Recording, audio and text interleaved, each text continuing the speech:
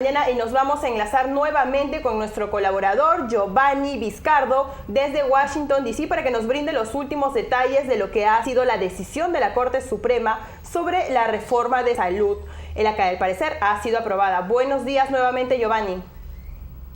Bueno, buenas tardes aquí desde Washington, D.C. Estamos una hora adelantados, son las 12:28 y hace más o menos 13 minutos el señor o el presidente Barack Obama ha empezado a dar su discurso acerca de la aprobación o de del fallo que ha dado el Tribunal Supremo o la Corte Suprema, como se dice aquí en los Estados Unidos, con respecto a la reforma sanitaria o la reforma de salud que él había firmado en marzo de 2010 para convertirla en ley, pero que 13 estados denunciaron penalmente al gobierno federal de los Estados Unidos diciendo de que esa ley no iba en sus estados, y es precisamente que desde 2010 en que tenía que haber regido esta ley, ha pasado 2 años en todo este sistema, en todo este proceso judicial de este país, de los Estados Unidos, y finalmente la última instancia, la Corte Suprema, ha determinado que esta ley va.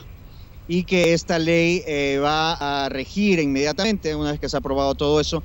Y esto resulta un hito, este es un día histórico, y resulta un hito porque hace muchísimas décadas se quiso aprobar una ley así. Se quiso seguir ejemplos como el europeo o como el canadiense, que es nuestro vecino, y que sigue un sistema socialista en cuanto a la salud. Entonces, no se ha podido, digamos, llevar a cabo debido a que estos 3 estados denunciaron penalmente pues al gobierno federal, y ahora la Corte Suprema se ha pronunciado, y eso constituye en términos peloteros, en términos futbolísticos, pues un gol de media cancha, ¿no?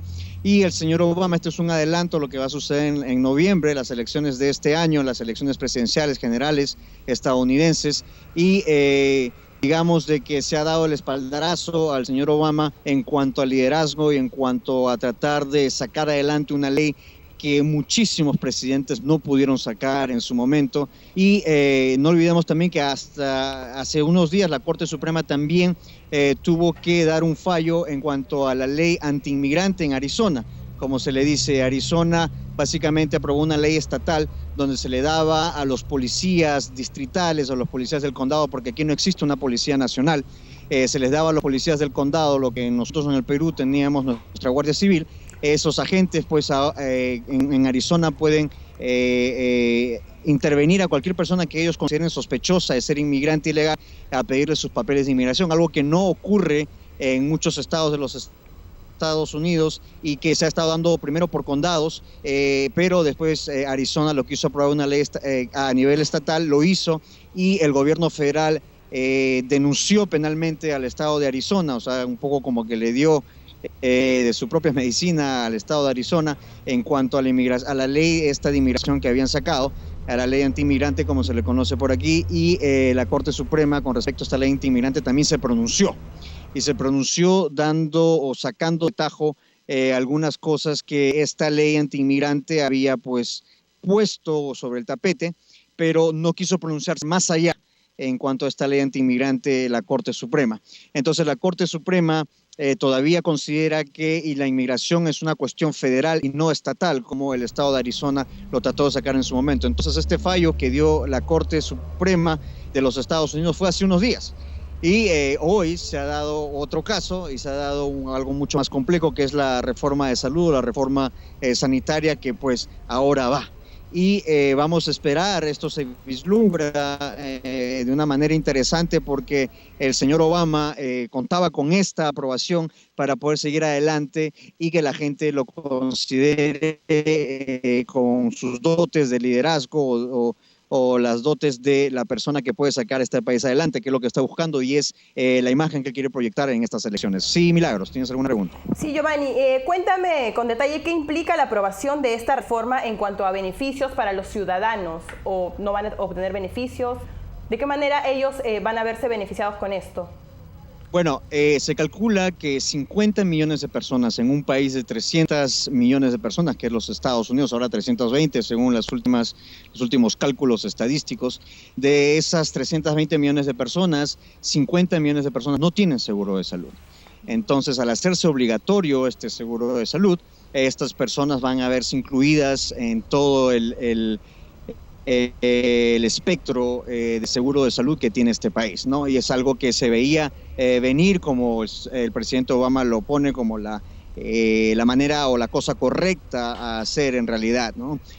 Lo que sí va a también implicar es el hecho de que muchas compañías de seguro quizás quiebren o quizás aumenten sus primas de seguro de salud porque tienen que adaptarse ahora a esta nueva ley. Como comentábamos esta mañana, algunas compañías de seguro de salud no permitían, por ejemplo, que las personas que tenían condiciones preexistentes en una enfermedad, es decir, personas que, digamos, tenían un cáncer incipiente o personas que tenían, por ejemplo, SIDA de una manera incipiente, algunas compañías aseguradoras se reservaban el derecho de aceptarlas dentro de su planilla.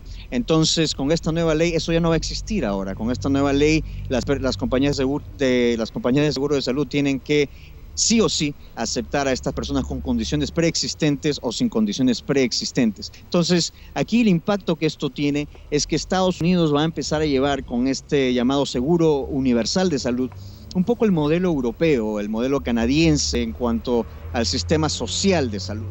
Es decir, no olvidemos que en países como Alemania o en países como España o en la misma Argentina, ¿no? Que Argentina mucho se jacta de llevar un modelo bastante europeo, de que las atenciones en los hospitales son gratuitas, totalmente gratuitas. Aquí una persona que llega de emergencia a un hospital en los Estados Unidos, lo atienden, claro que lo atienden, pero después le van a llegar las facturas de cuánto lo atendieron. Un caso personal que me sucedió hace algunos años, yo me sufrí un corte en un jardín de la casa donde yo vivía antes y me tuvieron que hacer puntos de sutura, más o menos unos 18, ¿no? en la mano. Y me atendieron sin problemas, simplemente recabaron mi información y a la semana me llegó la factura de $1,000, ¿no? Entonces, por 19 o 12 puntos de sutura que me pusieron en ese momento, me cobraron $1,000 y que uno tiene que pagar, porque si uno no paga, pues va a entrar al sistema crediticio de una manera pues bastante mala, porque no van a quedarme créditos si es que después me reportan pues al Infocorp, como se llama en el Perú, ¿no? Al sistema que sigue el historial crediticio aquí en este país. Entonces, una cosa va con otra, ¿no? Y la aprobación de la ley, como se le dice aquí, el Obamacare, va a traer repercusiones muy grandes. Vamos a ver a las personas que no van a estar contentas con esta decisión, porque se les obliga a llevar pues un sistema de seguro que no era obligatorio antes, pero ahora sí. Recordemos que esta mañana hablábamos acerca de eso, que sigue el mismo principio, esta nueva ley, y es por eso que muchos estados llevaron al gobierno federal de los Estados Unidos, al señor Obama, al Poder Ejecutivo, ante la justicia, porque no consideraban que tenía que ser obligatoria, que no se le podía obligar a las personas a tener un seguro médico de salud, a un seguro de salud. ¿Por qué? Porque era anticonstitucional, no se le podía obligar a nadie. Como decíamos esta mañana, esta ley sigue un poco el principio del SOAT que nosotros pagamos en Perú, que si yo tengo un vehículo tengo que pagar un seguro de salud. De la misma manera, si yo soy una persona que reside aquí en los Estados Unidos, yo tengo que tener un seguro de salud. Y ese es más o menos el principio que se sigue. ¿Alguna otra pregunta, Milagros? Giovanni, con esta aprobación podríamos hablar de una victoria política para Barack Obama. Quizás algunos puntos más para la campaña que se viene. Efectivamente. Sí, como estábamos mencionando, en términos peloteros, es un golazo de media cancha. El señor Obama en realidad con este fallo de la Corte Suprema sale adelante, sale victorioso y con el lema de que se tiene que hacer la cosa correcta, ¿no? El señor Obama constantemente envía a través de las personas que están en la campaña, trata de vender un poco la idea de que los republicanos no están siendo juiciosos, como dirían un poco los colegas colombianos, ¿no? No son juiciosos porque no quieren hacer la cosa correcta, sino porque se están yendo más por el dinero. Y eso es lo que Obama trata de marcar. Esa es la diferencia, esa es la imagen que Obama está tratando de vender, de que él hace la cosa correcta, pero los republicanos no hacen la cosa correcta, se van más por el dinero, ¿no?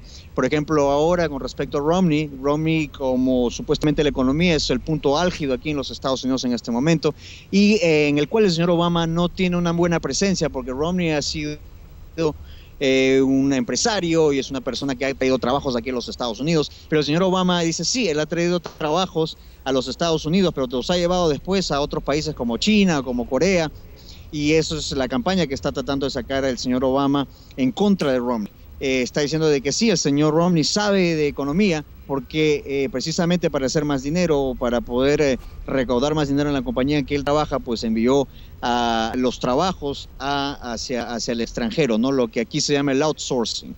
Entonces esa es más o menos la idea que el señor Obama está tratando de darle al señor Romney, que sí sabe de economía, pero claro, ¿qué tanto sabe de economía haciendo la cosa incorrecta, enviar los trabajos de los estadounidenses hacia otros países, ¿no? Entonces aquí se queda esa idea de que Obama hace la cosa correcta y los republicanos con Romney no hacen la cosa correcta.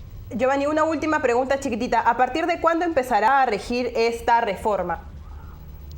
Bueno, la reforma tenía que haber ya regido hace 2 años cuando se firmó como ley en marzo del 2010, pero apenas unos minutos después que el señor Obama la firma en marzo del 2010, estos 3 estados la denuncian penalmente ante la justicia estadounidense, denuncian al gobierno federal, y es ahí donde entra en litigio, donde ha estado todos estos años, ¿no? Estos 2 años ha estado en litigio y finalmente la última instancia de la Corte Suprema ha dicho de que va. Y eso es un poco lo que aquí se llama el sistema de pesos y contrapesos, ¿no? Lo que en inglés se llama checks and balances.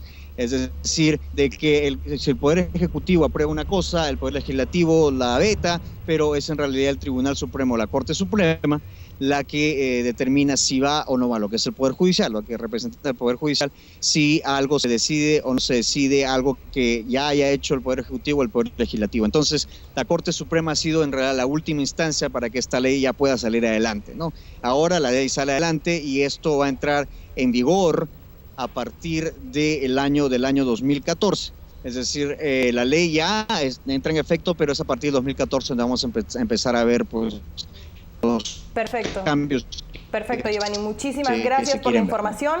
Estaremos en contacto para cualquier nueva novedad. Muy buenas tardes.